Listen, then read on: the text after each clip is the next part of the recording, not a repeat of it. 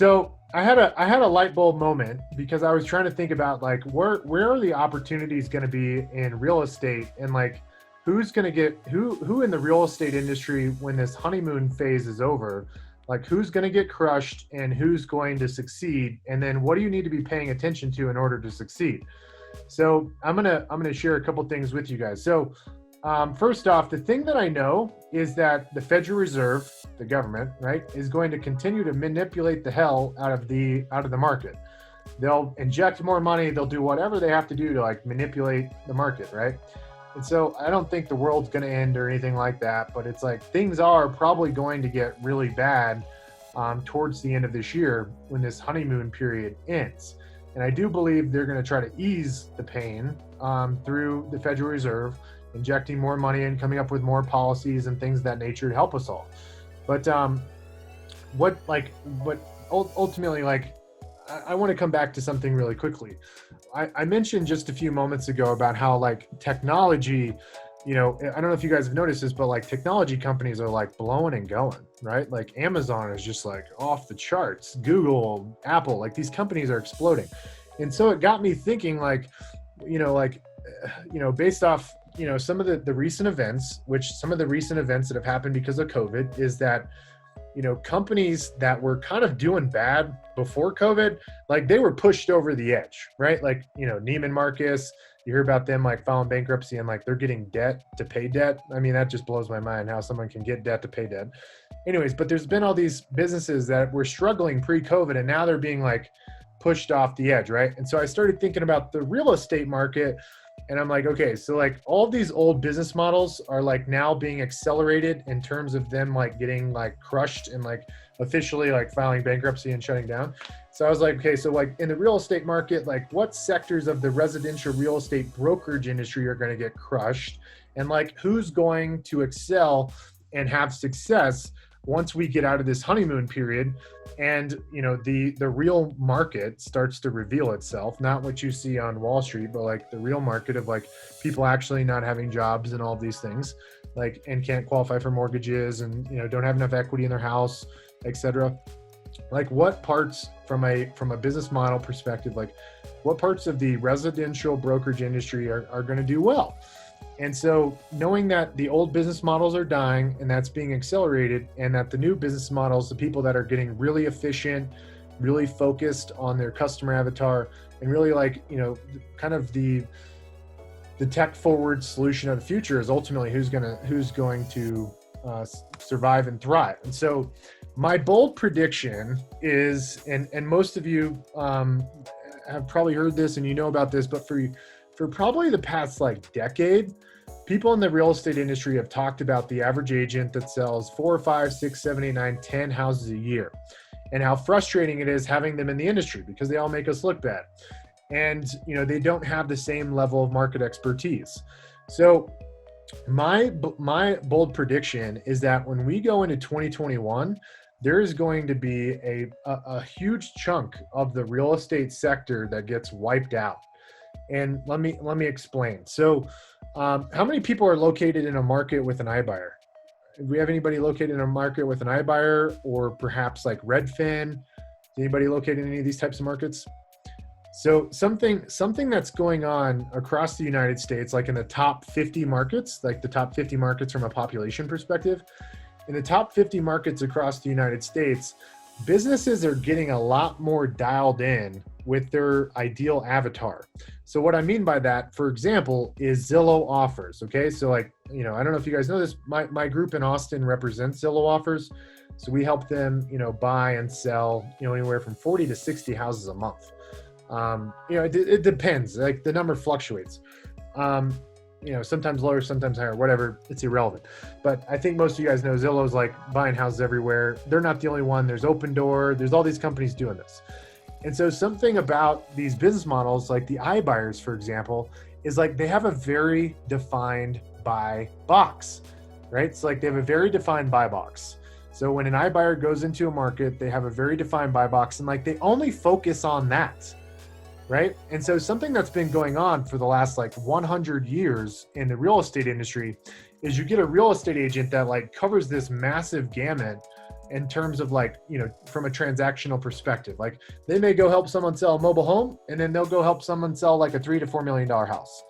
So something that's happening as a result of technology, the iBuyers, companies like Redfin, these very tech forward companies, is number one, they're super smart and they're getting really dialed in with like their avatar, whether that's like, 0 to 600,000, et cetera. And then you've got companies like, you guys all heard of Compass. Everybody heard of Compass Real Estate? Like Compass is kind of like becoming the new, Sotheby's, right? Like they're attracting the agents that are selling multi-million-dollar houses, and like that's their buy box. My point is like, this is what's being accelerated in the real estate brokerage space, is that you no longer can be like jack of all trades, master of none. You have to have like a very precise business plan in terms of like the market you serve. You can't say, okay, I'll go sell a $100,000 house here and I'll go sell a $5 million house here. Like if you're building a team or you're building a brokerage, like you need to define like, what are you doing from a lead generation perspective? What are the value propositions for that ideal avatar? Like your value proposition for someone selling a $300,000 house is going to be wildly different than somebody selling a $3 million house. So business, like the industry is evolving really fast. People are getting more focused in very specific, like, pillars of the industry, if you will, from like a price point perspective, from like a property type perspective. And so like this idea of like jack of all trades, master of none is like, we're at the precipice of this like coming about. And so the last thing I want to add is, because companies are getting so much more dialed in with their value proposition for the consumer, imagine, I don't know, like competing with some team that has an in-house photographer, an in-house graphics designer, a social media person that like helps advertise the listing on social media, or maybe they have somebody that like helps with pay-per-click advertising. Like imagine having this like big team of people and everybody's hyper focused, like, and then you're the average agent over here going on a listing appointment against this agent that has this huge team behind him.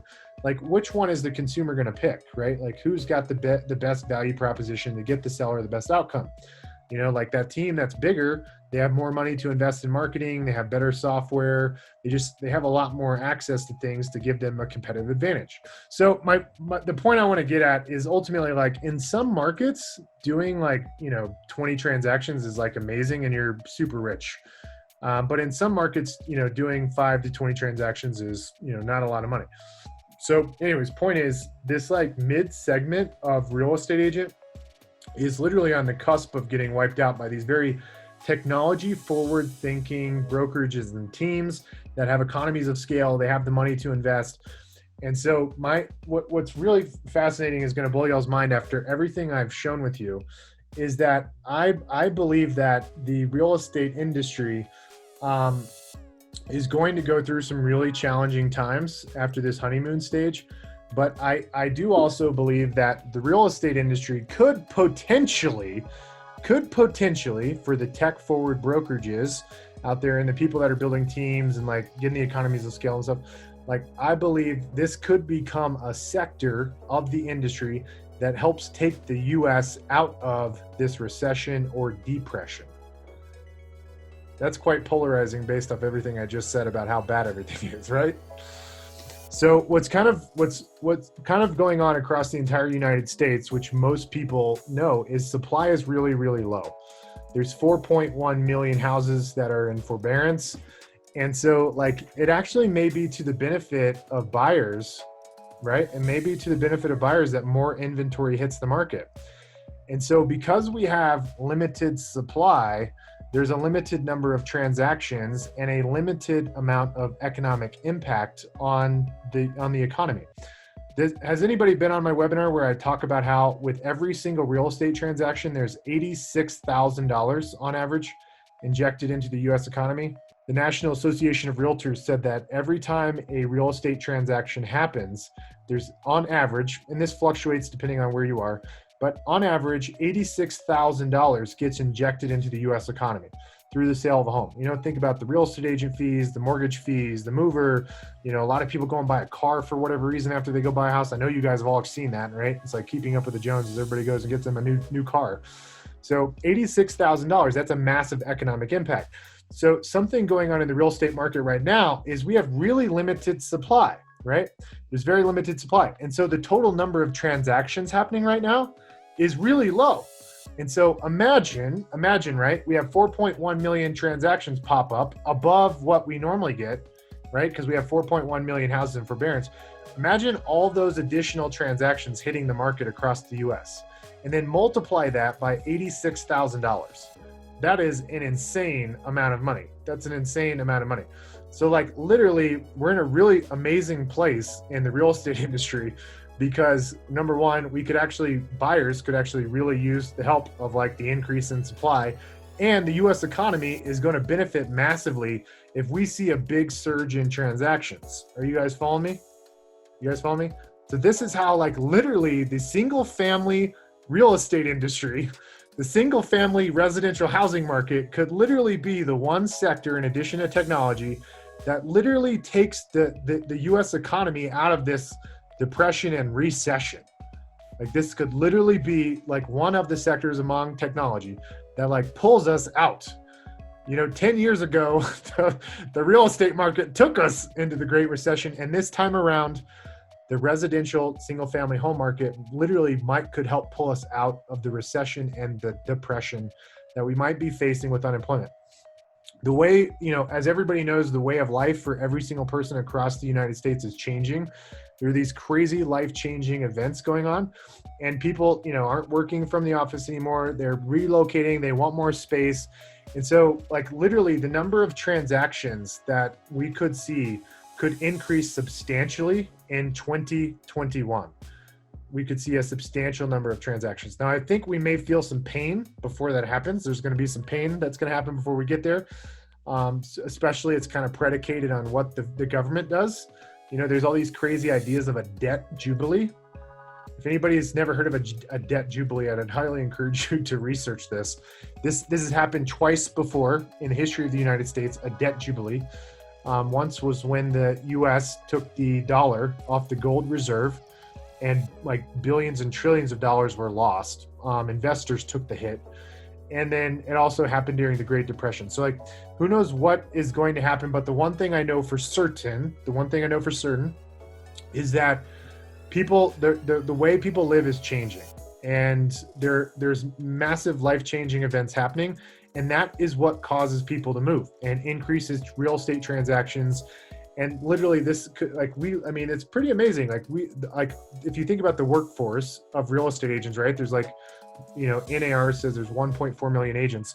Like this workforce could literally help dig the US economy out of this recession, depression. It's going to be difficult. We got a lot of tough roadblocks ahead of us, but it's pretty fascinating of like that this one specific asset class, single family residential, may actually be have a positive impact on the real estate market. I'm not saying you don't need to go learn how to do short sales. In fact, you guys might want to go learn how to do short sales. I'm not saying you don't go learn how to maybe get REOs or like work with banks and things of that nature. You need to go learn how to do all those things. And we're gonna have lots of sellers we go and meet with that don't have a lot of equity and they have to sell. And they're like, all these things are gonna be really tough, but the number of transactions could actually spike and solve this like supply issue we've had going into the next going into 2021. And my opinion is this starts to hit in November.